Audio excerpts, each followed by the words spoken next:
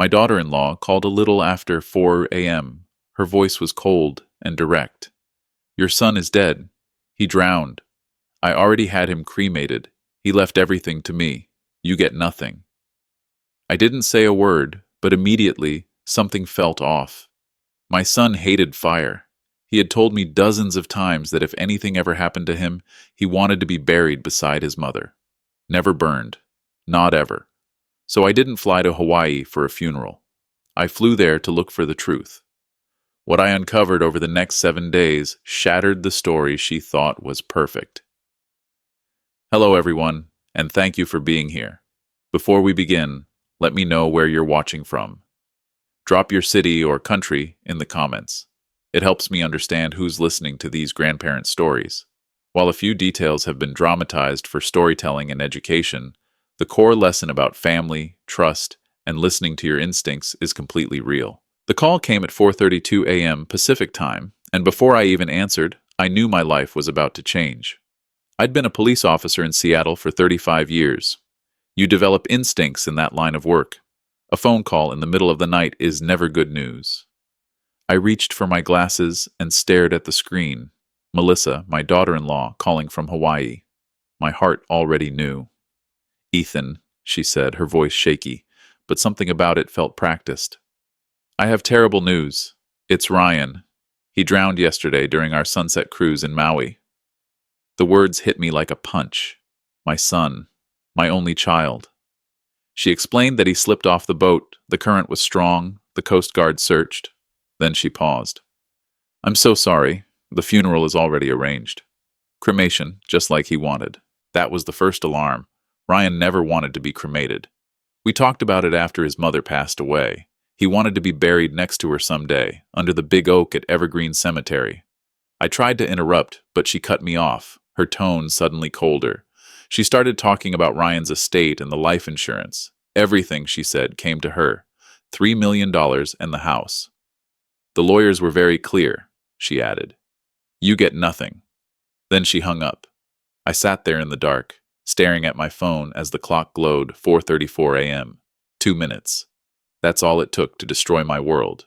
Or at least, that's what she wanted me to believe. Nothing about it made sense. Ryan was a championship swimmer in high school and made the state finals his junior year.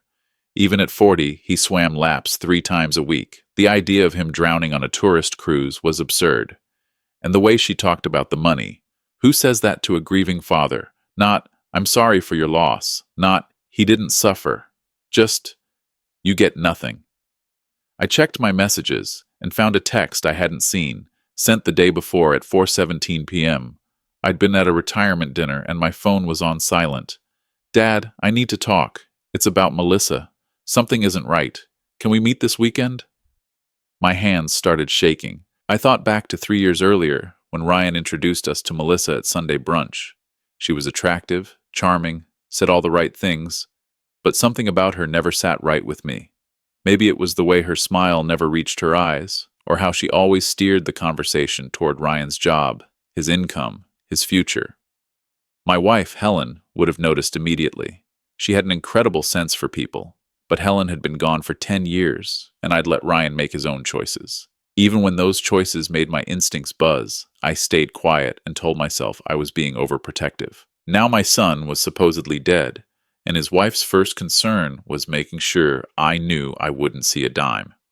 I stood by my bedroom window, the city still dark outside. Somewhere, the truth was waiting. I didn't book a flight to Hawaii yet. Instead, I did what I'd done for more than 3 decades. I started asking questions. The first one was simple. If Ryan drowned the evening before, why was Melissa so eager to talk about money before explaining how he died? Her voice hadn't sounded like grief. It sounded like a performance, and I was determined to find out why. Sleep was impossible. As dawn broke, I sat at my kitchen table with black coffee and made a call at exactly 6 a.m. to Daniel Carter. Daniel and I went back 20 years on the force. It's 6 in the morning, he said. You'd better be calling because you won the lottery. I told him everything. The call, the cremation Ryan never wanted, the message I'd missed. I read him the text. There was a pause. Ethan, he said quietly.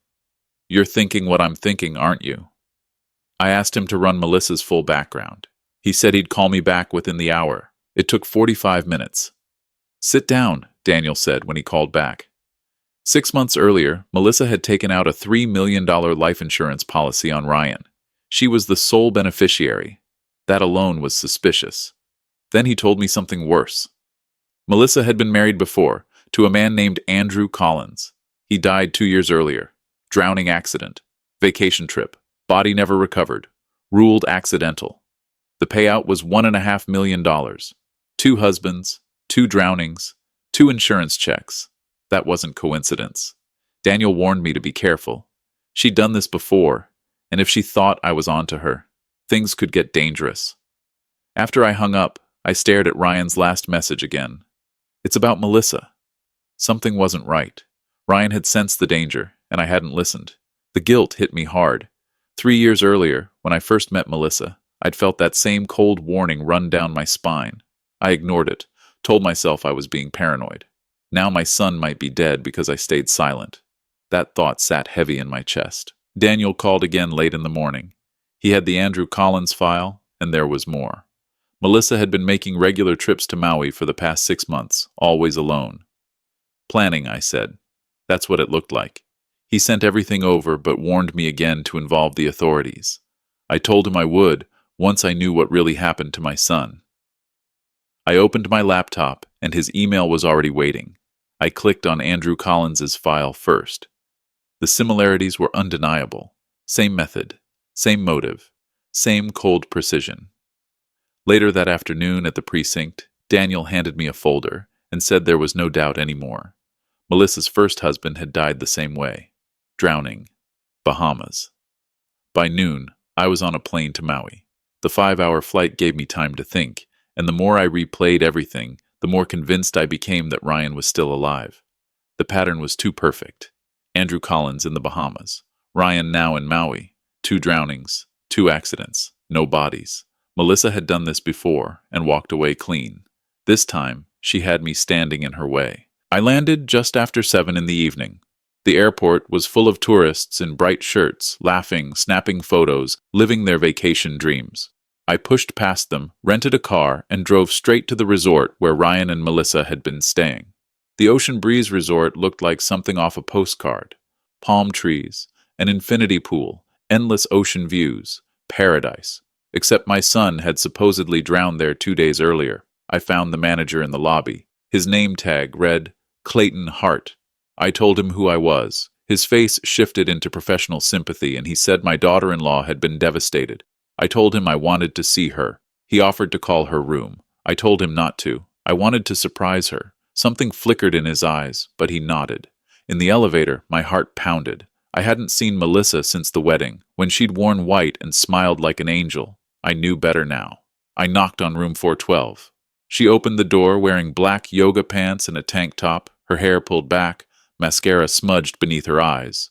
She looked startled when she saw me. She said she hadn't expected me so soon, and reminded me that the cremation was already done.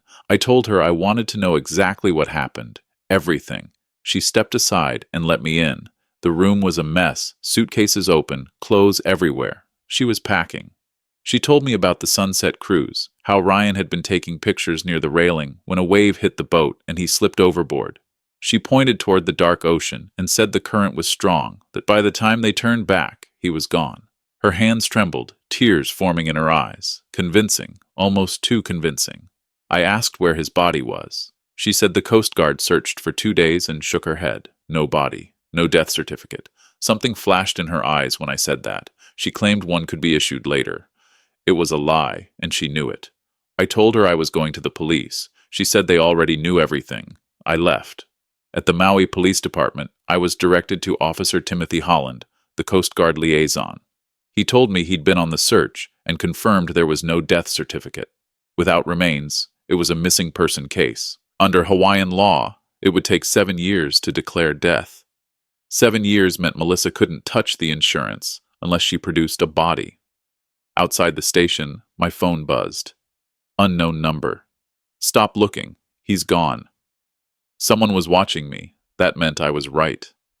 I looked up at the dark Hawaiian sky. Ryan was out there somewhere, and whoever sent that message knew it. I wasn't stopping. I was just getting started. Every instinct I had from decades in law enforcement told me this wasn't over. Too many lies, too many rehearsed answers, too much fear behind her eyes. Whatever Melissa was planning depended on silence, distance, and time. I would give her none. The next morning, after the threatening message, I knew I needed help. I'd been threatened before. It came with the job. But threatening me over my son was a mistake. I needed someone local, someone who understood how the islands worked. Everett Shaw's office sat above a surf shop on Front Street. The sign read, Shaw Investigations, Discreet, Professional Results. Everett looked exactly like a former federal agent turned private investigator. Mid-40s, sharp eyes, alert posture. He studied me the moment I walked in and recognized me instantly. I told him why I was there. He listened as I laid everything out. Ryan's warning text, Melissa's past, with Andrew Collins, the Bahamas drowning, the insurance policy, and the threat to my phone. Everett leaned back and said the pattern was clean. I told him I wanted everything. Melissa's associates, finances, movements. If Ryan was alive, someone on the island knew where he was. Everett asked for 24 hours. I told him I didn't have that kind of time. He calmly reminded me that rushing only meant missing things. He was right.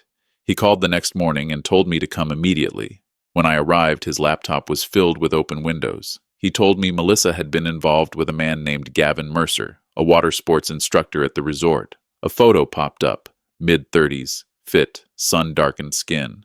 Everett said they'd been discreet but not careful enough. He played security footage from the resort parking lot.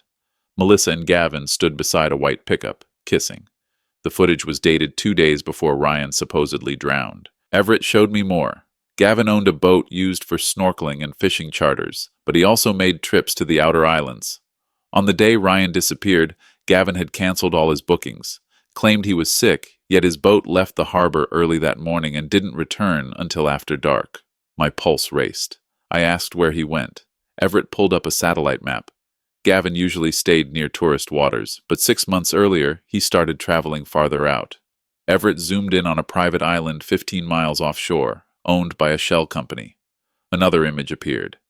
Docked at a small pier was a familiar vessel, same make, same model.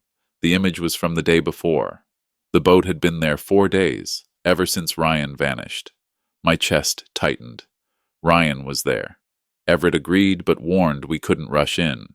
If they knew we were coming, they'd kill him. We needed eyes first.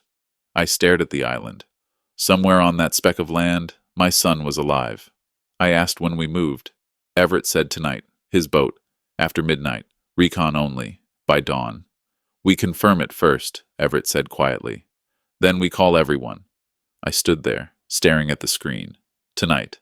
Everett enlarged the image again and looked at me. Ethan, he said, lowering his voice, I believe your son is still alive. I trusted my instincts completely now. Every piece fit the pattern I'd chased my entire career. Melissa needed time, distance, and secrecy. I was about to take all three away from her. The island, the boat, the lies, none of it was coincidence. Whatever waited offshore, I would face it. I wasn't leaving Maui without my son, no matter what it cost or how dangerous the truth became. That night, just before midnight, Everett and I stood on a dock in Lahaina, staring at a rented boat rocking gently in the dark water. At 70 years old, I thought my days of stakeouts and risky operations were behind me. I was wrong. We loaded the boat with binoculars, a camera with a long lens, and flashlights we hoped not to use. Everett checked his phone one last time, satellite coordinates glowing on the screen. 15 miles east, he said. About 45 minutes if we keep the engine low. Once we're close, we cut power and paddle in. I asked if he'd done this before. More times than I can count. He looked at me. You ready? I pictured Ryan tied up somewhere on that island, scared, maybe hurt. Let's go. The ocean was calm beneath a quarter moon, just enough light to see without being seen. We moved slowly as the shoreline lights faded behind us. I checked my watch again and again. 12:15, 12:30, 12:45. At 12:50, Everett cut the engine. There, he whispered. A dark shape rose from the water. As we drifted closer, details came into view. A small dock, a single wooden cabin set back from the shore, one window glowing. We paddled the last 100 yards in silence, oars dipping softly into the water. My heart pounded so hard I was sure it could be heard. We tied off at the far end of the dock, away from Gavin's boat. Everett scanned the cabin with binoculars. One window faced us, lights on, no obvious cameras. Move slow, stay low. We crept along the dock and crossed the rocky beach to the side of the cabin. Voices drifted out, a man on the phone. Everett signaled toward the window. I crouched and lifted my head just enough to see inside. Ryan lay on a narrow bed against the wall, thin, pale, unshaven. His hands were tied to the frame with rope. He wasn't moving, but his chest rose and fell. Alive. My eyes burned, but I forced myself to stay still. Gavin paced near the door, phone pressed to his ear. "Another week," he said. "That's enough time. Keep him sedated. When it's done, we make it look like he drowned trying to escape. Dump the body offshore and let the current do the rest. Same story as before." My fist clenched. Every instinct screamed to rush the door. Everett's hand locked onto my shoulder, crushing it. He shook his head. "Wait." Gavin ended the call, and the door opened. Melissa stepped outside. Jeans, dark sweater, calm, smiling. Nothing like a grieving widow. She kissed Gavin. "One more week," she said. "Then we're free. 3 million free." Gavin asked if I'd bought the story. She laughed. "He bought it. He's probably back in Seattle by now. There's nothing he can do." I almost stood up. Everett held me down. Melissa glanced toward the water. For a second, her eyes swept past us. I froze. "Did you hear something?" she asked. "Just the waves," Gavin said. They went back inside and the door shut. Everett pulled me back. We retreated to the dock, untied the boat, and didn't start the engine until we were clear. Neither of us spoke until the island faded into darkness. "I saw him," I said. "He's alive." Everett nodded grimly. "Yes, but if we rush this, they'll kill him." I asked what we do next. "We bring in the police, Coast Guard, everyone. We show them what we saw and let them take him safely." As the lights of Maui reappeared, my hands shook with rage. I'd seen my son alive. I wouldn't rest until Melissa and Gavin faced justice and Ryan walked free. Alive. Later that morning around 9, Everett and I walked into the Maui Police Department. I'd spent 35 years working alongside cops. Now I needed them to trust me one more time to save my son's life. We hadn't slept. Every time I closed my eyes, I saw Ryan tied to that bed, pale and weak. I heard Gavin calmly planning his murder. We had maybe a week, maybe less. Captain Ernest Boyd met us in his office. Mid-50s, gray hair cut short, the kind of man who'd seen everything and believed nothing without proof. He shook my hand. I told him my son was alive, being held on a private island 15 miles offshore, and that his wife and her accomplice planned to kill him within the week. His expression didn't change. He said it was a serious claim. Kidnapping, conspiracy, insurance fraud. If I was wrong, "I'm not," I said. "I saw him last night." Everett opened his laptop. 5 minutes, Captain." We showed him everything. Photos taken through the cabin window. Ryan tied to the bed, unmistakably alive. An audio recording of Gavin's phone call. 1 more week. Make it look like he drowned trying to escape. Then, the history. Andrew Collins, Melissa's first husband, drowned in the Bahamas. Ruled accidental. $1.5 million payout. Then Ryan's policy. $3 million, taken out 6 months earlier. Beneficiary. Melissa. Finally, the resort security footage of Melissa and Gavin kissing 2 days before Ryan supposedly drowned. Boyd reviewed it all, made 2 quiet phone calls, and cross-checked details on his computer. At last, he stood. "This is substantial," he said. "The pattern alone is damning." He straightened. "We move, but we do it by the book. Water police, SWAT, Coast Guard, hostage rescue." I asked how long. 2 hours, he said. Briefings, coordination, planning. 2 hours felt unbearable, but I understood. You don't rush an operation like this. "I want to be there," I said. Boyd shook his head. "You're a civilian now. Command boat only. No exceptions." I hated it, but he was right. At 10:45, we boarded 3 vessels. 2 Maui PD water police boats, and 1 Coast Guard cutter. 12 officers total, plus Everett and me. SWAT gear on, weapons ready. Boyd gave the final briefing. Hostage situation on a private island. 2 suspects armed and dangerous. 1 hostage, condition unknown. Primary objective, hostage safety. Yes, sir, the teams answered as engines roared to life. I stood on the command boat deck, watching Maui shrink behind us. Somewhere ahead, Ryan was waiting. We were coming. The crossing took 30 minutes. I scanned the horizon through binoculars. Then I saw it. Thick black smoke rising against the blue sky. "Captain!" I shouted. Boyd grabbed his radio. "All units, heavy smoke at target location. This is now a rescue operation. Full speed." The boat surged forward. My heart hammered. The cabin was on fire. Ryan was inside. We were out of time. Before I tell you what happened next, I need to know, do you think I got there in time? Will my son survive? Drop your prediction in the comments right now. One more thing. Parts of what comes next are dramatized for impact. If that's not for you, feel free to stop here. But if you want to know what a father will do to save his son, keep watching. Minutes later, as we closed in on the island, flames tore through the cabin roof.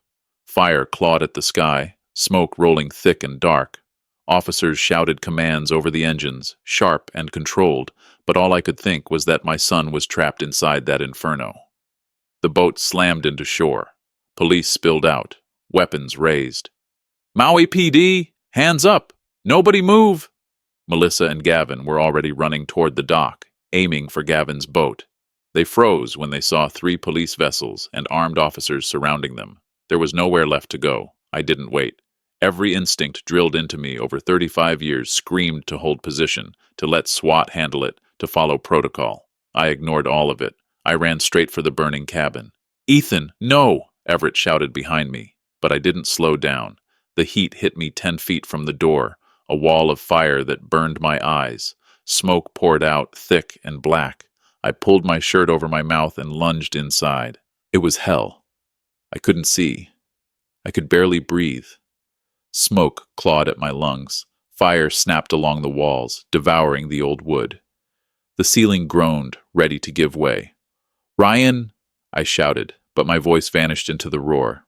I dropped low, crawling where the air was thinner. My hands hit the bed frame, then rope, then skin. Ryan. He lay unconscious, tied to the bed, face pale in the firelight. I clawed at the ropes, but my hands shook too badly. Smoke, heat, panic. They wouldn't cooperate. Then Everett appeared through the haze, knife flashing. 3 fast cuts and the ropes fell away. "Go!" he yelled. "I've got his legs." I grabbed Ryan under the arms. He was limp, heavy, dead weight. Together, we staggered toward the door. Smoke was so thick I couldn't tell where it was. Then fresh air slammed into my face. We burst out and collapsed onto the sand. Paramedics rushed in. I rolled aside as they worked. "No pulse," someone shouted. "No, no, no." CPR started. Compressions, breaths, again and again. I couldn't move, couldn't breathe. We were so close. Then Ryan coughed, a violent, tearing cough. His eyes flew open, wild with fear. "Dad," he whispered. I was beside him instantly. "I'm here. You're safe." His hand found mine and squeezed weakly. I broke. Behind us, Melissa screamed as officers dragged her toward a boat, cuffs biting into her wrists. She fought, shouting incoherently. Gavin tried to flee, diving into the water. The Coast Guard intercepted him and hauled him out like a netted fish. Both caught. Finished. Paramedics loaded Ryan onto a stretcher. Smoke inhalation. Possible internal injuries. "We're calling a helicopter." "I'm going with him," I said. They nodded. While we waited, I walked over to where Melissa sat under guard. She saw me and exploded. "He wanted this!" she screamed. "He wanted to disappear!" I stopped in front of her. Captain Boyd stood nearby. I looked at the woman who married my son, tied him up, and left him to burn. "My son is alive," I said quietly. "And you're finished." Her face drained of color. She had nothing left to say. The helicopter arrived, rotors whipping smoke into spirals. They loaded Ryan in. I climbed in after him, never letting go of his hand. As we lifted off, I looked down. The cabin collapsed inward, smoke rising into a perfect blue sky. Police surrounded Melissa and Gavin on the beach. It was over. Ryan squeezed my hand. Dad, he whispered, you found me. Always, I said. I'll always find you. 3 days later, on a quiet Sunday morning, Ryan was finally strong enough to talk. I sat beside his hospital bed at Maui Memorial, holding his hand as Captain Boyd pulled up a chair and set down his recorder. My son had lost 15 pounds in 7 days. His cheekbones were sharp, his skin pale against the white sheets, but his eyes were clear, ready to tell the truth. Boyd pressed record. Mr. Lawson, in your own words, please describe what happened. Ryan's voice was hoarse but steady. 2 months earlier, he'd found text messages on Melissa's phone. She was having an affair with Gavin Mercer, a water sports instructor at the resort. When he confronted her, she denied everything, told him he was paranoid. He swallowed hard. He was going to file for divorce. He'd already contacted a lawyer in Seattle. And the life insurance policy? Boyd asked. That was her idea, Ryan said. 6 months ago, $3 million. She insisted I name her as the sole beneficiary. He paused. I thought she was thinking about our future. My chest tightened. The signs were always there. We just didn't see them until it was almost too late. Boyd leaned forward. Walk me through last Sunday, he said gently. Ryan closed his eyes, remembering. Gavin had invited him out fishing, saying they should bond, man to man. Melissa encouraged it, even packing lunch for the trip. His voice cracked as he spoke. On the boat, Gavin handed him a beer. The taste was bitter, off, then nothing. You were drugged? I asked. Yeah, Ryan said. When I woke up, I was on that island, tied to a bed. They were both there, Melissa and Gavin. No more hiding. Melissa looked at me like I was already dead. She told me they'd been planning this for months.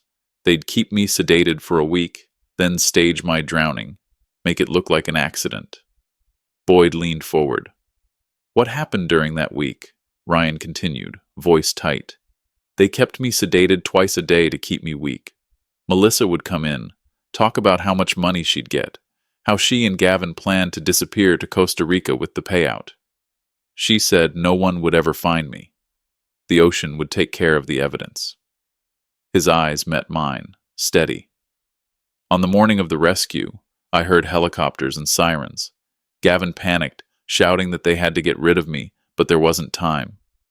Ryan's gaze hardened. That's when he had set the fire himself. He was going to let me burn. Boyd made a note. Ethan, based on your testimony and the evidence we've collected, Melissa Lawson has been charged with first-degree kidnapping, attempted murder, conspiracy to commit insurance fraud, and first-degree arson. Gavin Mercer faces identical charges, plus aggravated assault for administering sedatives without consent. Ryan exhaled slowly, looking at me. You saved my life, Dad. I squeezed his hand. You texted me about Melissa. I knew something was wrong. I trusted my gut. You always told me to do that, Ryan said softly. Trust your instincts. Boyd stood and switched off the recorder. We'll need you back in Seattle for the trial, but for now rest. You've been through hell. After Boyd left, Ryan looked out the window at the Maui coastline, the place that had nearly killed him. I want to go home, Dad. Back to Seattle. Start over. Be close to family. I nodded, throat tight. Then let's go home. 3 months later, on a warm June evening, Ryan and I sat on the back porch of my Queen Anne home, watching the sun sink into Puget Sound. He'd moved into my guest room temporarily, but we weren't rushing it. We both needed the quiet, the routine, and each other. We settled into an easy rhythm. Most nights we cooked dinner together, simple grilled salmon and vegetables, the kind Louise used to make. On Saturdays, we walked to Pike Place Market, bought fresh coffee, and watched the fishmongers toss salmon across the ice. Seattle felt like home again. Ryan went to therapy twice a week, working through the island, as he called it. He didn't say much, and I didn't push. Slowly I noticed the changes. His hands no longer shook while holding a mug. His smiles came easier. He slept through the night without waking drenched in sweat. He found a new job, software engineering for a Portland company, fully remote. He worked from my kitchen table or the porch, the sound stretching out in front of him. Piece by piece, he rebuilt his life. Late at night, I sometimes thought of Louise, 10 years gone, yet her voice felt close. I remembered the hospital room, the soft beeping machines, her warm hand in mine. She'd said, "Ethan, promise me something. Take care of our son no matter what, even when he thinks he doesn't need you. Always." I had promised. "Trust your instincts," she whispered. I always kept that promise, even when it seemed reckless, flying to Maui on a hunch, hiring a PI, pushing police to raid an island. I trusted my instincts, and I brought my son home alive. The trial lasted 2 months. Ryan testified, reliving everything in front of strangers. The evidence was overwhelming: recordings, photos, insurance documents, and Michael Bradford's file. Melissa's plan unfolded in brutal clarity. She was sentenced to 25 years for attempted murder, kidnapping, conspiracy, and arson. The judge called her a danger to society and denied parole. Gavin received 15 years. He cooperated, testified against her, but he had helped drug and imprison my son and tried to burn him alive. 15 years felt merciful. Both are now in federal prison. I didn't think about them. They weren't worth the space. Instead, Ryan and I started the Louise Lawson Fund. Using part of my pension, we helped victims of financial exploitation and domestic abuse, people betrayed by those they trusted. It gave us purpose, gave Louise's name a future. That evening, Ryan sat with his beer, watching the water turn gold and pink. "I used to think family meant paperwork and vows," he said. "Melissa taught me what it isn't." "So what is it?" I asked. He smiled softly. "It's showing up, not giving up. Trust your gut. Even when it sounds crazy, you're what family means." My throat tightened. "Your mom would be proud." "I know," he said. "She's watching." We sat in silence as the skyline glowed. For the first time in years, I felt peace. Looking back, I realized God puts instincts in our hearts for a reason. When that phone call came at 4:32 a.m., something whispered, "This isn't right." I could have ignored it, boarded that plane to Maui, and walked into Melissa's trap. But God gave me 35 years as a detective, not just to solve crimes, but to recognize evil disguised as grief.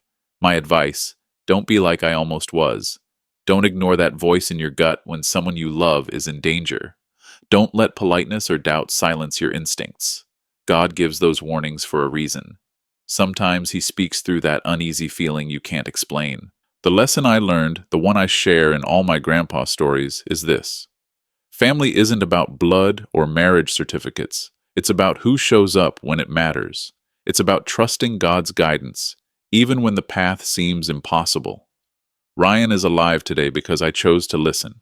To God, to my instincts, to a father's heart that wouldn't accept his son was gone. If this story touched you, leave a comment below sharing your thoughts. Hit subscribe and share this video with someone who needs to hear these grandpa stories about real courage and real faith.